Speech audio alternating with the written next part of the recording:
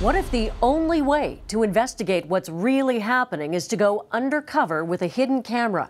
Could someone be watching you right now? Lots to dig into this week. The Investigator starts right now.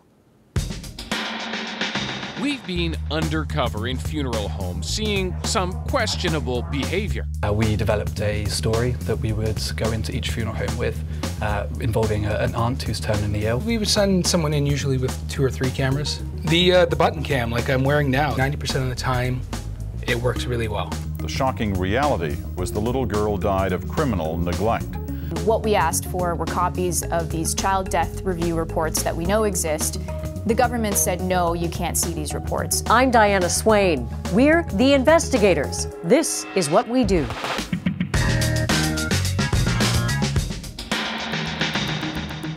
When a reporter is investigating a story, the easiest way to get an answer is to simply ask. But sometimes the only way to be sure of the truth is to go undercover and investigate for yourself if what you're being told is true. And it didn't look like her. It wasn't, in my heart, it wasn't her. Judy Wood describes how funeral home staff pressured her to have her sister's body embalmed. I felt bitter that these people made us do something that we found out later we didn't have to do this. She says she felt taken advantage of while she was grieving, pressured into buying services she didn't want, and then finding hidden fees tacked onto the bill. Arranging an administration is $17.55. What that includes, I'm not quite sure. Allegations that CBC's Marketplace and the Toronto Star decided to investigate together. How about we have an auntie and we call her Alice? Armed with a cover story about a sick aunt and with hidden cameras rolling, Marketplace producers went to several funeral homes, including the one used by Wood, to observe those sales tactics firsthand. $18.95, that's your starting point. What about this one in the middle? That's $11.95. Yeah. If you wanted, you could. What they found was consistent with Wood's complaint. Embalming is actually preserving and restoring. Luke Den was one of the producers who worked on the story. All right, Luke, so let's talk about the hidden camera first. It's not something we do with every story, even when we're looking for information. So why was it the way to go this time? So there's only so far you can really go when you're hearing complaints from people about behaviour that's taking place in a private space. We had to, prior to getting to the undercover point, build a strong body of evidence which demonstrates that, you know, we believe that there is a story very much in the public interest. Which is the test that CBC sets, exactly. Because you can't just hidden camera every story. No, there has exactly. to be the argument for it. Yes, so we put that together, but still before going in, even once we had that body of evidence together, you still have to go in with the open mind that what you're going to find isn't what the research is necessarily suggesting.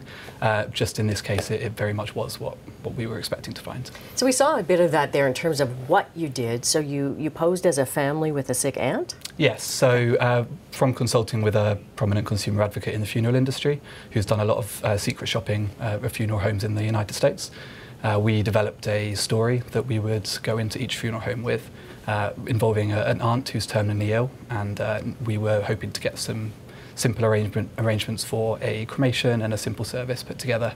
And then we just sort of wanted to see how they would try to sell services and products to us and what they would say, and just sort of subtly question them as they went along as to why we would need certain things and stuff like that. I know people have asked me, you know, how do you keep a straight face when people are saying things that you know are probably incorrect or inappropriate? How did you react to what you were hearing when you heard that her allegations were in fact being borne out in front of you? Obviously you have to remain professional and realise that anything that you give away could give away the story and the reason that you're there. So you just have to remain professional, and then maybe if someone says something that you know is false or seems misleading or not quite what we were asking for, then just, you know, a subtle follow-up question: why do we need that? Do we need this? Those sorts of things, and just see what they would say in response. Now, this is actually a very sort of small bit of hidden camera work compared to what you've done in the past when you worked in the UK. Tell me a bit about that and whether you were afraid of being found out. Yeah, so I worked on a similar story in the UK about a different funeral company, a very large funeral company in the UK. And I actually got a job working for them as a funeral arranger for a couple of months. So, I mean, obviously that comes with a much greater risk of being discovered and those sorts of things. And were you? No, but, you know, that's because we developed a cover story that was as close to my real story as possible to avoid any pitfalls, but also made sure that I was very drilled on what my cover story was to make sure I didn't make any mistakes. And at the same time, just having the confidence that it's extremely unlikely that the person that you're working with is going to think that there's an undercover journalist working in their office. Thanks, Luke. Thank you. Hidden cameras are an important tool for investigative journalists like CBC's Erica Johnson, who's used the footage for investigations on GoPublic and Marketplace. Using hidden cameras is one of the most controversial things we do. Controversial because they invade someone's privacy, but they often get results. Who could forget this from 2012? He's also taken a cup. He just peed in the cup. That footage ended up derailing the political aspirations of a former service repairman. But hidden cameras are also technically challenging. What kind of camera should you use? Where do you place it? Figuring that out often falls to CBC's Rob Kerbavic, who knows you often have to get creative to avoid getting caught. Cameras and glasses, cameras and luggage. We've had cameras and plants. Did I say luggage? Oh, and of course there was SpongeBob. We tried hiding one in SpongeBob SquarePants. SpongeBob, no! Well, that was actually my idea. That was someone else, but yeah. Okay, so let's talk about when this hasn't worked first. Yes. Tell me about your biggest fail. Well, the first time we were working on a show looking at furnace repairmen, cleaners, and so we basically rigged up a whole house and multiple cameras all over the place, and this guy came in and he seemed to know where every single one of them was placed. He was going to room, and he was pointing, he was waving.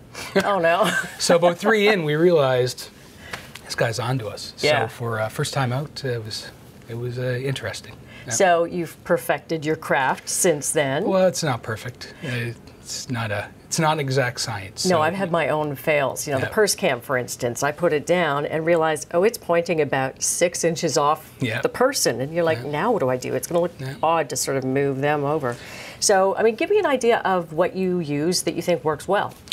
Well, the button cam, like I'm wearing now, that's something I find it's reliable because you can set it up, you can hit record, you can check your record, put it in your pocket, and you can lock it off, and you know what you're looking at, and you can go in, and I'd say 90% of the time, it works really well. Which is, it's interesting because, I mean, obviously I know you have that on because the gear is here, but I'm not even sure which button it is. I mean, it's pretty persuasive. Yeah. And you've got other really common items, right? Yep, coffee mug. This was one. This was an interesting one because we were sending someone to a classroom for the day because we were interested in what the professor in this class was saying, and how do you hide a camera in your classroom all day? And they've all got coffee with them these days. And they got coffee, put that on the desk. A couple of the not so great ones, like the glasses. I think people have seen these on the internet. They're tough because you don't know if you've recorded until you plug it into the computer or come back. And they use LED coding to show you if you're recording or not recording. And sometimes you're not recording and you come back and you've got nothing. Now, do you have backup plans? Is there a contingency, or is it just a, hey, if it works, great, and if it didn't, we got to try again? Well, we would send someone in usually with 2 or 3 cameras and get something that way. Audio, in a lot of ways, is more important than the pictures. So I often ask, if you got your iPhone on you, put that inside the purse cam and just hit record on the microphone or the voice memo feature. Now, I know that one time you put some GoPros in cars. Yes. Sounded like a brilliant idea. Yes. But? Temperature. GoPros do not react well to temperature, so by the time the cars left the parking lot, engine compartment was already heated up, the GoPro shut down, came back, nothing. So, I mean, as much as we've got the advancements of the very persuasive stuff, it's still kind of a hit and miss? It is, very much so. Yeah, it's a numbers game. So. Thanks, Rob. Thank you. She's always there, like in the back of my mind. We're also digging into a years-long investigation in New Brunswick. Dozens of at-risk children have died in the province. They say that these reports are considered confidential. I'll speak with the journalist who's been trying to learn how those kids died and if their deaths could have been prevented. Plus, the BBC investigates Facebook, and Facebook retaliates by reporting them to police. Groups with inappropriate images and comments about children remain on Facebook. One of 5 things we learned from investigative journalism this week. Our roundup is next. But first. It was just before sunrise in Palm Beach when the President of the United States took to Twitter. Whenever the President of the United States tweets, the world pays attention. Those tweets commonly come out in the wee hours and commonly with spelling mistakes. Taking on President Obama and misspelling tap. How low has President Obama gone to tap my phones? Trump has been making grammarians wince since the days of the Republican primaries. The problem is, he is a chalker. And once a chalker, always a choker. I guess that's what he meant to say. Misspellings used to make headlines. Just ask Dan Quayle, who famously told a student to add an E to the end of potato and was portrayed thereafter as something of an intellectual lightweight. You write phonetically. Put up. There you go. But for his fans, Trump's awkward spellings are just part of his charm. You have Lion Ted Cruz. I call him, my nicknamed him Lion. I say lion. How would you spell that? L-Y-E-N. Lion. Here are 5 things we learned this week from investigative journalists. The Montreal Fire Department says it has corrected a list of dangerous buildings that's intended to keep firefighters safe. That's after a CBC News investigation revealed several potentially dangerous buildings weren't on the list. Reuters learned the Trump administration is considering sending up to 1,000 U.S. soldiers to Kuwait to serve as a reserve force in the fight against ISIS in Iraq and Syria. Several TD Bank employees told CBC's Go Public they were under intense pressure to sell customers credit cards, overdraft protection, and other services, even if customers didn't need them. The bank denies it put sales over customer service. CNN reported that a federal criminal investigation is being opened into WikiLeaks' publication of documents that detail CIA hacking operations. And a BBC investigation found inappropriate pictures of children on Facebook and confronted the website about not enforcing its child exploitation policy. Facebook, in turn, reported the broadcaster to UK police. Investigative journalism is time-consuming, largely because it's about gathering together information that's not easy to get your hands on. But the impact of bringing that information into the light can be a pretty powerful motivator. CBC News journalists in New Brunswick have spent 3 years trying to get information about children who've died while in the government's care or with families known to be at risk. She's always there, like in the back of my mind, like, what if I'd have stayed there? What if I hadn't come out here to Alberta? You know, would she still be alive? More than 130 children known to Child Protection Services in New Brunswick have died over the past 2 decades, many from natural causes such as illness, but more than 50 children's deaths have not been publicly explained. Silence is continuing to help a broken system continue the status quo. I think the only way to really change any of this is real transparency. Even when the government announces actions it's taking to prevent future deaths, it doesn't reveal what prompted them, citing privacy concerns. Carissa Duncan is one of the producers who's been working on this story and has now, after many months of work, pieced together what the government has sought to keep secret. Carissa, give us a sense of what the team in New Brunswick has uncovered. Well, Diana, what we know is there have been at least 53 children, vulnerable children, who've died from unnatural causes over the past 2 decades. But Diana, the story is as much about what we don't know. So we don't know how most of these children died. Their deaths are classified as other, which could be anything from neglect to suicide to a car crash. And we don't know how many of their deaths could have been prevented. So I'll give you an example of one of the stories that we've uncovered. So the public was told several years ago that a child died on a First Nations reserve, and we need to have better guidelines around background checks for foster parents on these reserves. What the public didn't know at the time was that that little girl was placed in a foster home with a convicted sex offender who didn't have a background check, and he later sexually abused her. How have you pieced together this information, especially in light of the fact that the government has wanted this kept private, kept secret? Well, as you mentioned, we've been working on this for about 3 years off and on, and it all started with producer Angela Gilbert, who wanted to know how many children are dying in care in New Brunswick, how are they dying, and could their deaths have been prevented. So we started with the Freedom of Information system, and what we asked for were copies of these child death review reports that we know exist. They write these reports when a child dies in care or a child who's known to Child Protection Services dies. The government said, no, you can't see these reports. They say we can't see the reports because it would violate privacy law, and they say that these reports are considered confidential advice to minister. So not only will they not show us the reports, they also won't do any interviews. So we had to find another way to piece together the puzzle. So we started working backwards. We combed through 2 decades worth of obituaries and newspaper clippings, and we were looking for cases that seemed like they might be referred for a child death review.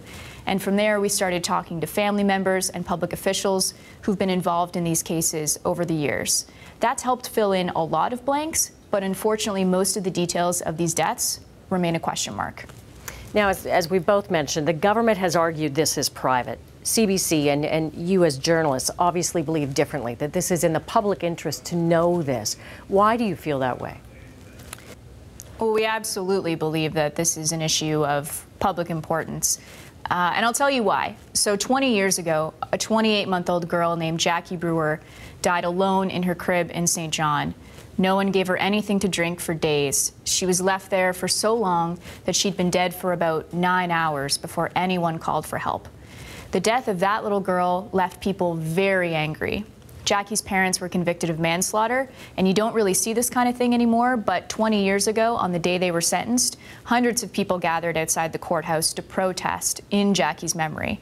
They actually built a playground in her memory as well in St. John, and I played in that playground as a child. So we know that people in New Brunswick care about these children, and we think the public deserves to know when our child welfare system fails a child.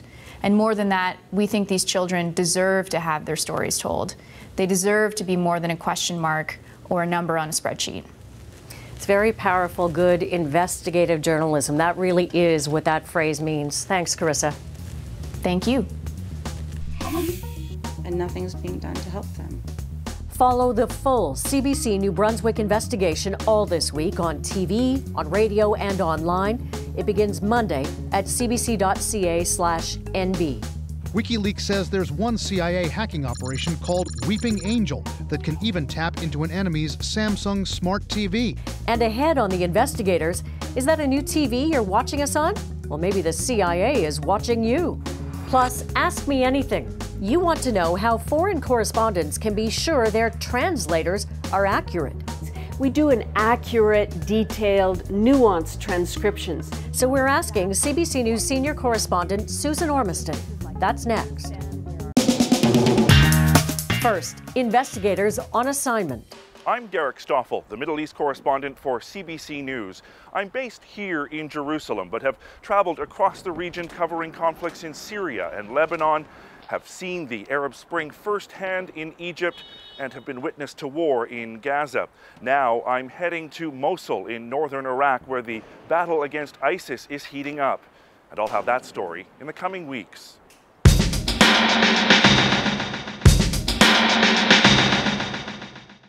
Every week, we invite you to ask us a question about investigative journalism. So here's the question we got this week. When reporting from a foreign country, how do journalists ensure that the translation they're being provided is accurate? Which is a great question. So we've put it to CBC News senior correspondent Susan Ormiston, who spends a lot of time working overseas. I've reported in more than 25 countries, and that's a really critical question. Mostly when we're in the field, we're doing original interviews, so we don't get supplied any translation at all. We work with local producers, so we call them fixers, who help us in interviews. They translate my questions to the interviewee and then their answers back to me. And then later, when we're producing the stories, we do an accurate, detailed, nuanced transcription so we know exactly what was said.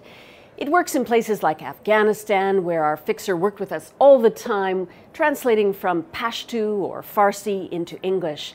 It's a little more tricky in places like Russia, where official spokespeople from the Kremlin will come out and talk to mostly Russian-based media in Russian.